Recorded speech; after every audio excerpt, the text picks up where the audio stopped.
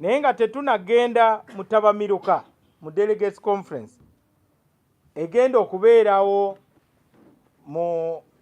nga omwezi gwa June tegunaba kuggwa, era tusuubira mu myezi egitali gyawala office ya Secretary General ejja kulangirira mu butongole, tujja kuba tumaze okutalaga eggwanga tusobole okusinkana abakulembeze baffe.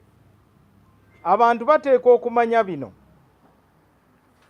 Mu DP tulina abawagizi, tulina ne bammemba. Waliwo enjawulo wakati wa bammemba n'abawagizi.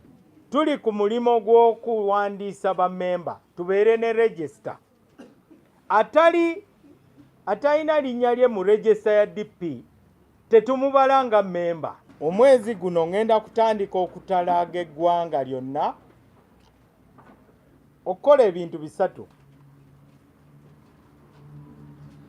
okunnyonnyola wawe tuvudde ng'ekibiina, wawe tuli ne wawe tulaga. Ekyokubiri, kuzzaamu bannakibiina kyaffe amaanyi basobole okuvaayo okwesowolayo bakwate tikiti ya Democratic Party basobole okuvuganya. Gatutuuza Tabamiruka, bano be bagenda okutuula. Abasooka be bamemba ba National Council. National Council kitegeeza ba chairpersons ba district abakulembera branches.